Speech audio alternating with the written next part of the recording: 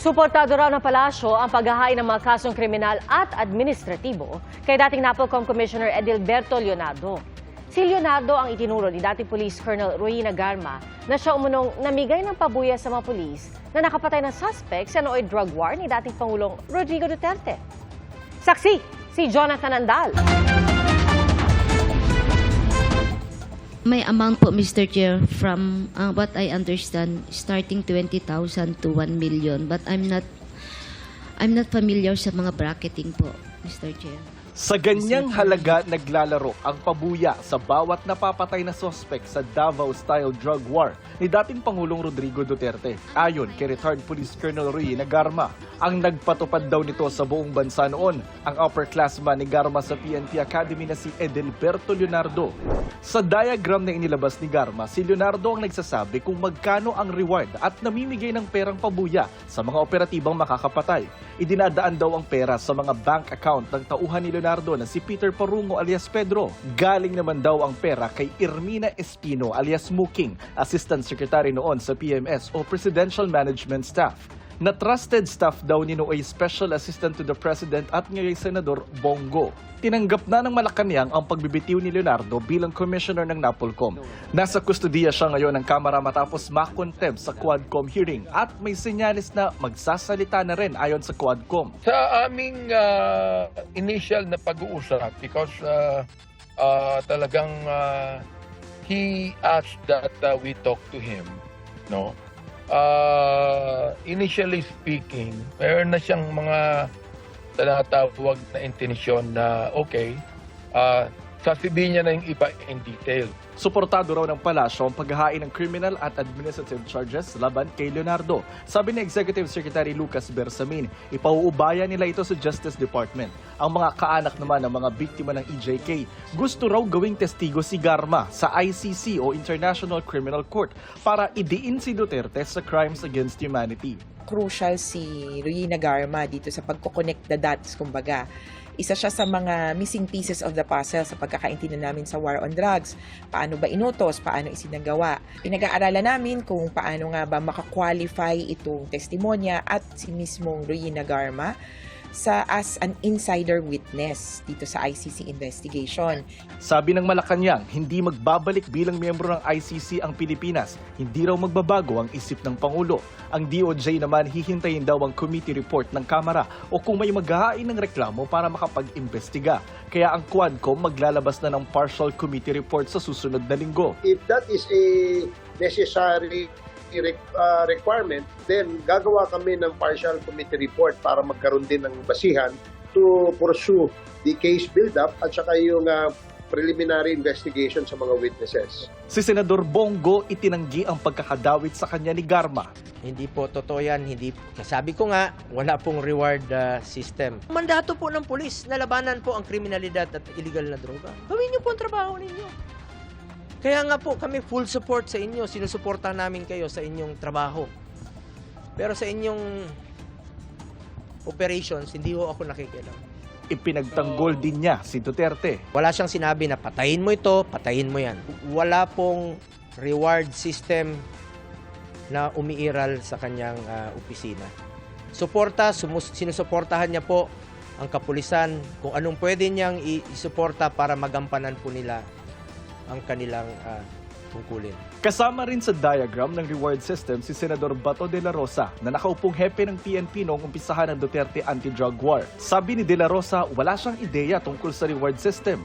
Noong panahon daw niya bilang Chief PNP, hindi raw siya nagpatupad ng reward system dahil wala raw siyang pondo para rito. Ang iba pang mga naupong PNP chief noong giyera kontra droga ng Administrasyon Duterte, pinasasagot din sa kanilang mga nalalaman kasunod ng mga revelasyon ni Garma tungkol sa umano'y reward system. So we have to take their statements and say something about it para we know where we start sa investigation po natin.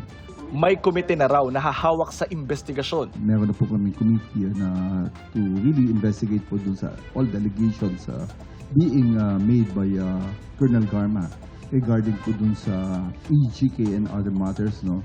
So we're just waiting po, so tuloy-tuloy po yung investigation natin. They have to go through the process. However, having said that they are innocent until proven guilty, There are no sacred cows in this institution and in this investigation. Anyone who is guilty, anyone who is found guilty, Si dating PNP Chief Guillermo Elazar na hepe ng PNP ng 6 na buwan noong 2021, sinabing hindi siya nakatanggap ng utos sa umano'y reward system sa anti-illegal drug operations noong kanyang termino. Sinisikap pa ng GMA Integrated News na makuha ang pahayag ng mga dating umupong PNP Chief sa ilalim ng Duterte administration. Ang Davao City Police naman itinangging may reward system na ipinatupad sa lungsod na siya raw pinagbasihan ng ipinatupad noon ni dating Pangulong Duterte sa buong bansa. Ang kanang kota-kota sir, mga reward system, so far sir, walay nakita ang Davao City Police Office ana sir. Wala mi nakakuna ng mga Davao model sir na kung sa'y pag-target ana. Sinisikap pa rin naming makuha ang panig ng dating Pangulo. Para sa GMA Integrated News, Jonathan Andal ang inyong saksi. Iniimbestiga na ng PAOK ang impormasyong nagre-report si Alice Guo o Madam Hua sa itinuturong godfather ng illegal na pogo sa bansa na si Lin Chunhan. Naharap na sa deportation case si Lin pero may mga kaso pa siyang haharapin dito bago paalisin ang bansa. Saksi, si Salima Refran. Oras na matapos ang kanyang mga kaso, ipadedeport daw agad ang Chinese na si Lin Chunhan o Boss Boga. You have the right to remain Ang umano'y illegal pogo godfather na naaresto ng mga otoridad noong 1 linggo. Naharap na kasi siya sa deportation case sa Bureau of Immigration para sa undesirability. Pero bago ma-deport, kailangan muna niyang harapin ang mga reklamo at pagsilbihan ng sentensya kung mapatunayang may sala. Ang Presidential Anti-Organized Crime Commission o PAOK nagpapatuloy sa case build-up laban kay Lin at sa iba pang sangkot sa iligal na gawain ng mga pogo, pati na mga protektor nila. May alam ito siya tungkol sa kung sino yung mga iba pa na mga pogo pioneers. Una yun. Pangalawa, may alam din ito kung sino pa yung mga tumulong sa kanila na ma-circumvent yung ating mga regulatory mechanisms. Hindi bababa sa 4 na dayuhang pogo financiers ang pinaghahanap ng PAOK. Vine-verify naman ng PAOK ang mga pahayag ng lumutang na saksi na nagsabing nagre-report mismo kay Boss Boga, si dismissed Mayor Alice Guo, bilang Madam Hua, kaugnay ng operasyon ng pogo sa Bamban, Tarlac. Si kasi maraming alias si Alice Guo. So tinitingnan din natin yung Madam Hua kasi nasa pangalan niya naman yun, yung Chinese name niya, yung Gua Huaping.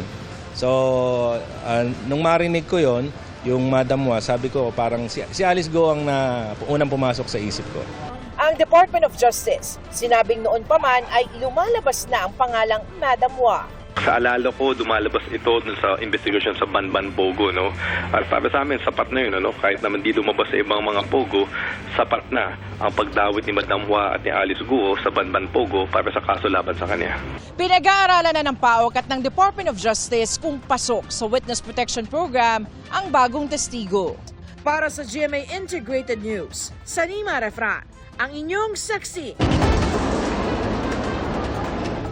Airline companies humiling ng airport o terminal enhancement fee para sa domestic at international flights.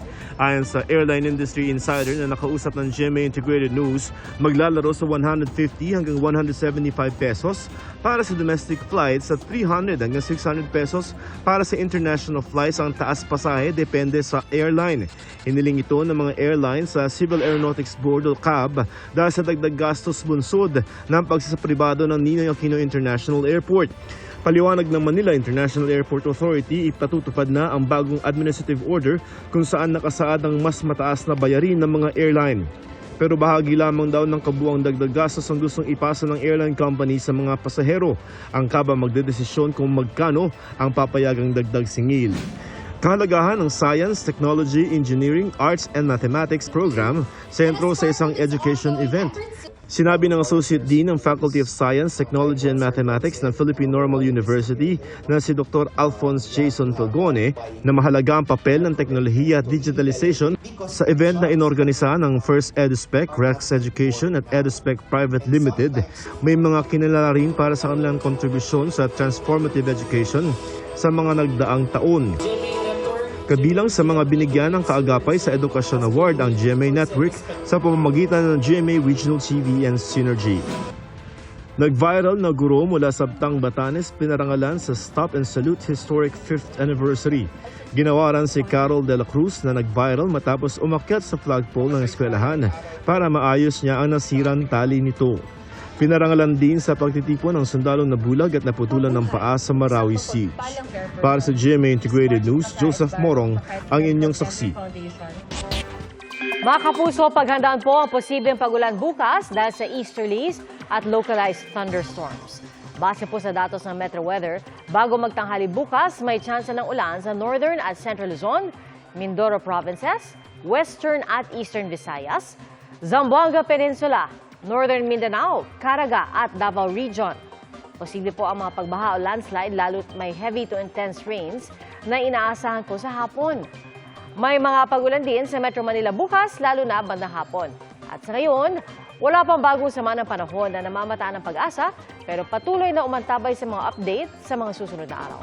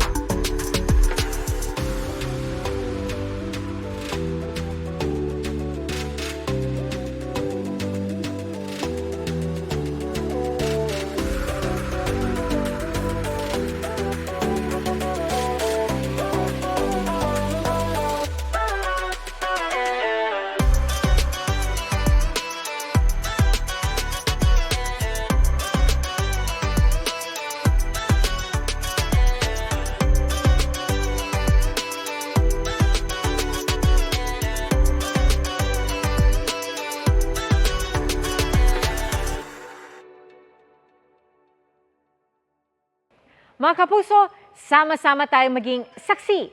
Mag-subscribe sa GMA Integrated News sa YouTube at para sa mga kapuso abroad, samahan niyo kami sa GMA Pinoy TV at sa www.gmanews.tv.